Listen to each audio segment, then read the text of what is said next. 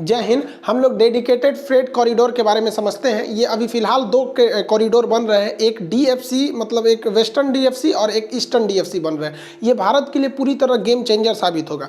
देखिए, जो रेलवे को मुनाफा होता है उसका सबसे ज़्यादा जो प्रॉफिट का हिस्सा आता है वो 63% वो फ्री ट्रेनों से आता है।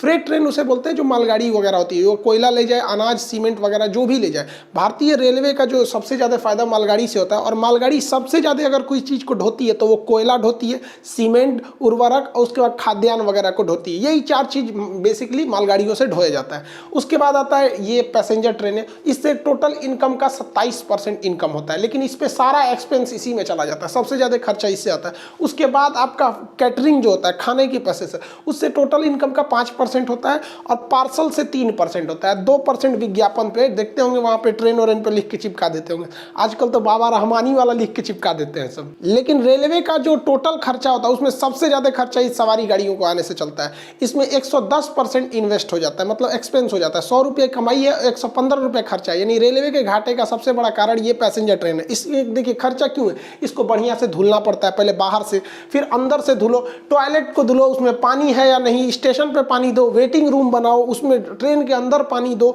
उसमें पंखा लगाओ, लाइट लगाओ, ऊपर निकलने के लिए एग्जॉस्ट दो। इसके बाद इसके अंदर टीटी को रखो, टीटी का अपना सैलरी होता है। सोचो कोनो चैन पुलिंग कर देगा, बीच में रुक जाएगा, उसके लिए एक्स्ट्रा जो फ्यूल खर्च होते हैं वो फिर उसको पकड़ने के लिए अलग से लगाओ। जहर खुरानी होगी, महिला छेड़खानी हो जाएगा, उसके अंदर कुछ खिला के चले जाएंगे सर, आरपीएफ, जीआरपी, दुनिया भर का इसमें एक्सपेंस होता है। जबकि मालगाड़ी में देखेंगे कोई एक्सपेंस नहीं, लो, लाइट, बत्ती, सोफा, कुर्सी, टॉयलेट, बाथरूम, पानी, जीआरपी, सीआरपी, महिला सुरक्षा, कुछ तामझाम नहीं है। बस इसको तिरपाल से ढको, भेज दो जहां चला जाए।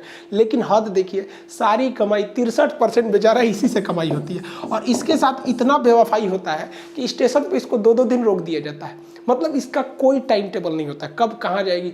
एक पैसेंजर ट्रेन आई, छोड़ दो इसको, ये बेचारा ठुकुर ठुकुर चलते हैं सर। एवरेज इनकी स्पीड 25 की होती है, 25 किलोमीटर प्रति घंटा इनकी एवरेज होती है।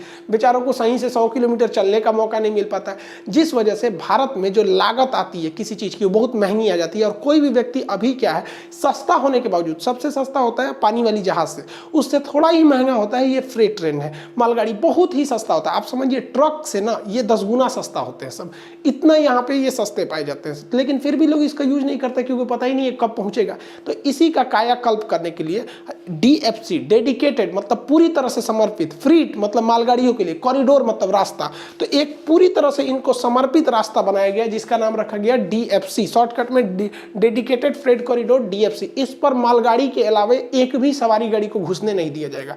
इस परियोजना की शुरुआत 2006 में मनमोहन सिंह के समय रखी गई थी, लेकिन उस वक्त में बहुत ज़्यादा इस पर वर्क नहीं हुए थे, क्योंकि कोई भी चीज़ की अगर आप आधारशिला रखते हैं तो शुरुआत के 3-4 साल तो उसके भूमि अधिग्रहण में ही लग जाता है।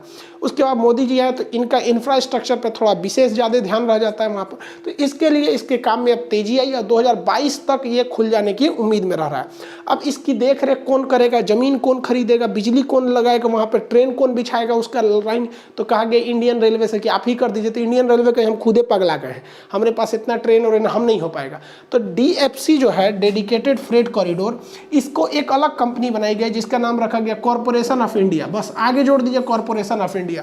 तो DFC, dedicated freight corridor corporation of India limited, तो इसी को, यही कंपनी जो है ये क्या बनाती है, डीएफसी को देखरेख करेगी। अब ये डीएफसी दो तरह का होगा, एक पश्चिम में होगा तो इसे कहा गया डब्ल्यूडीएफसी यानी वेस्टर्न डेडिकेटेड फ्रेट कॉरिडोर। ये दिल्ली और नोएडा के पास स्थित दादरी से चलेगा और जवाहरलाल नेहरू पोर्ट यानी मुंबई बंदरगाह तक पहुंचेगा, जो भारत का सबसे आधुनिक बंदरगाह है। जबकि दूसरा जो है वो पूरा पश्चिम वाला जो ईस्टर्न डेडिकेटेड फ्रेट कॉरिडोर, ये कलकत्ता के पास दानकुनी से निकलेगा और पंजाब के लुधियाना तक जाएगा।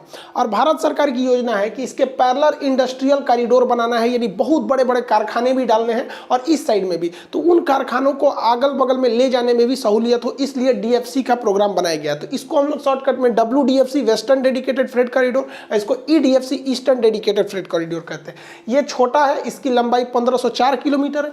ये बहुत ज़्यादा लंबा है, इसकी टोटल टोटल लंबाई 1856 किलोमीटर है। इसको बनने में थोड़ा सा टाइम लगेगा, जबकि ये 2022 तक लगभग कंप्लीट तैयार हो जाएगा। इसके आधे सेक्शन को अभी ही खोल दिया गया, जबकि ईस्टर्न डीएफसी को भी खोल दिया गया।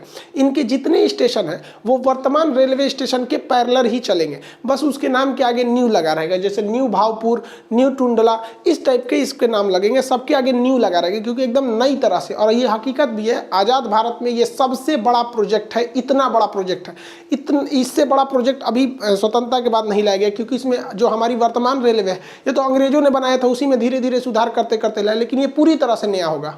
देखिए, अगर आप अंतर्राष्ट्रीय व्यापार नहीं करते हैं तो आपका देश बहुत आगे नहीं जाएगा, लेकिन अंतर्राष्ट्रीय व्यापार जितना होता है वो शिप से होता है। और भारत के 9 राज्य ही हैं जो बंदरगाहों से लगते हैं, लेकिन इंडस्ट्रीज अंदर के एरिया में भी जाते हैं। अब इन शिप पे हजारों की संख्या में कंटेनर होते हैं। अब होना क्या चाहिए कि इन कंटेनरों से सामान उतार के और जो भारत के बड़े बड़े जो कंपनी है उनसे जो सामान है निर्यात कर दीजिए, मतलब यहाँ से अनलोड करो, इसी पे लोड कर दो। तो इसके लिए ज़रूरी क्या था, हमें लॉजिस्टिक पार्क बनाना। अब भैया ये लॉजिस्टिक पार्क क्या होते हैं सब, तो देखिए यहाँ बंदरगाह होते हैं, यहाँ पानी वाली जहाज़ें लग गई हैं, ये अनलोड कर देगा यहाँ पर। जबकि भारत के अन्य हिस्से से जो कंपनियाँ भारत में ऑलरेडी रन कर रही हैं, चाहे वो हमारे यहाँ की कानपुर की कंपनी जो फैक्ट्रीज लगी हैं, नोएडा में जितनी कंपनियाँ हैं, गुड़गांव की जो मारुति कंपनी वगैरह, जो जितनी गाड़ी ऑटोमोबाइल्स वगैरह है, सब ये सब की कंपनी है, ये अपना सामान ले आके यहाँ रख देती हैं। तो ये एक जगह ले आके रखने के लिए एक बड़ा सा जगह चाहिए ना, जिसे लॉजिस्टिक पार्क कहते हैं। जिस देश के पास ये लॉजिस्टिक पार्क रहेगा उसका आवागमन बहुत तेजी से होगा। कोई भी देश उससे आयात निर्यात करेगा कि भैया, ये जहाज भी क्या कहेगा कि भैया यहाँ हम डंप करते हैं और यहीं से हमको माल मिल जाता है, हमको खाली नहीं लौटना पड़ता है।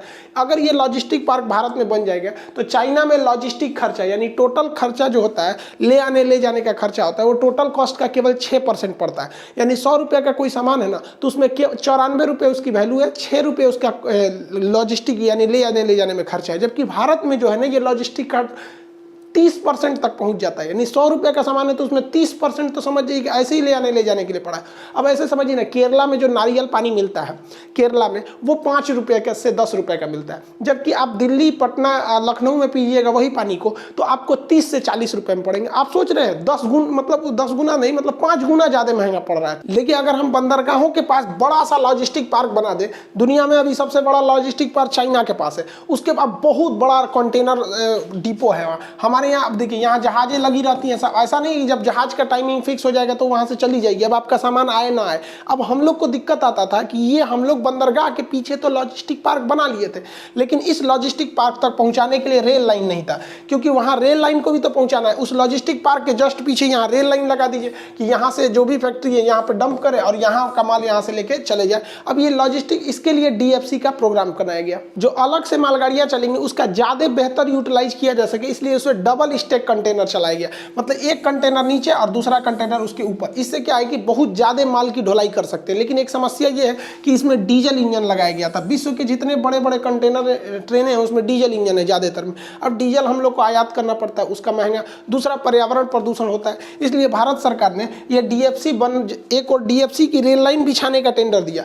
दूसरा, बिहार के मधेपुरा में एल्स्टम जो कंपनी है, एल्स्टम फ्रांस की कंपनी, उससे हम लोगों ने 12,000 हॉर्स पावर का WAG वैग 12 नाम का इंजन बना लिया। अब ये इंजन जो है, ये इतना बेहतरीन इंजन है कि ये इंजन इलेक्ट्रिक से चलता है, जिससे पर्यावरण का लॉस नहीं होता है, और इलेक्ट्रिक से हम लोग इस डबल स्टैक कंटेनर को खींच सकते हैं लोग। इस इलेक्ट्रिक के चलने की वजह से हम लोग जो सालाना डीजल पे खर्च होता है उसमें 12,000 करोड़ रुपए तक हम लोग बचा सकते हैं। ये बहुत बड़ी राशि हो जाएगी। देखिए, इन कंटेनरों को ऊपर से रखने के लिए आप ऑटोमेटिक इसमें लॉक सिस्टम होते हैं, ये एक दूसरे से गिर नहीं सकते हैं, यहाँ बेहतरीन ढंग से लॉक हो जाते हैं। ये इस पे रखने पे इसका इस तरह से लॉक होता है, लॉक करने पे घुमा देना, ये इसको घुमा देने से ये पूरी तरह से एक कंटेनर दूसरे कंटेनर पर लॉक हो जाएगा। अब छुड़ाएंगे भी तो नहीं छुड़ेगा। देखिए, जैसे ये क्रेन से इस कंटेनर को उठाया जा रहा था, कोनो बकलोलवा इसका लॉक नहीं छुड़ाया ना, तो देखिए ट्रक में उठा लिया है। दिख रहा है आपको, ट्रक तिरछा हो गई है, यहाँ पे ट्रक में उठा लिया है। तो ये लॉक इतना जबरदस्त पकड़ा रहता है ना कि जब तक लॉक नहीं छुड़ाएंगे तो छोड़ेगा ही नहीं, कितना भी गिर जाए ये उसी के साथ एकदम लॉक हो जाएगा। भारत सरकार अरबों खरबों रुपए जो खर्च कर रही थी, तो इसके लिए सरकार का पूरा ध्यान था कि ऐसा प्रोजेक्ट बनाया जाए जो अगले 200 से 300 साल तक चल सके।